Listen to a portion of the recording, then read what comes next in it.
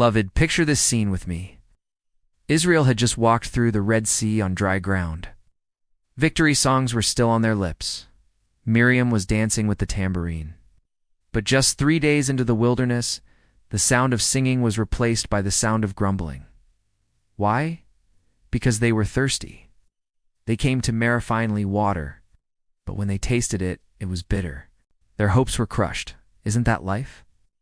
One day you're on the mountaintop, celebrating God's goodness, and the next you find yourself at Marah facing bitter disappointments, bitter relationships, bitter seasons. You thought it would refresh you, but instead it wounded you. But here's the good news. God turns bitter waters to sweet. When Moses cried to the Lord, God showed him a piece of wood. Moses threw it into the waters, and the bitter became sweet, Exodus 15:25. That would point us to another piece of wood, the cross of Jesus Christ. The cross is where bitterness meets redemption. At the cross, the poison of sin was swallowed, and living water began to flow for all who believe. Then God gave a promise. If you listen carefully to the Lord your God, I am the Lord who heals you. Exodus 15:26. Notice this: God not only fixes bitter water, he heals bitter hearts. Psalm 147:3 says, he heals the brokenhearted and binds up their wounds. And then, after Marah came Elim, 12 springs, 70 palm trees, an oasis of abundance. Hear me, church. Marah is not your final stop. Your story doesn't end in bitterness.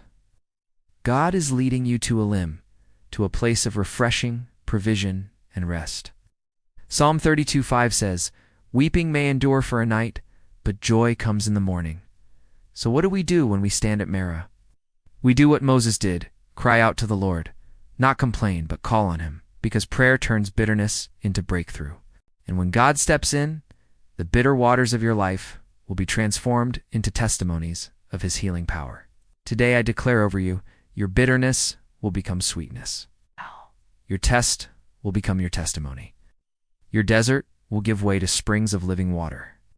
For the same God who turned Marah into sweet water and led his people to Elim is the same God who says in Revelation 21:6, to the thirsty I will give water without cost from the spring of the water of life. So hold on, child of God. If you're at Marah now, don't stop walking. Elim is just ahead. Amen.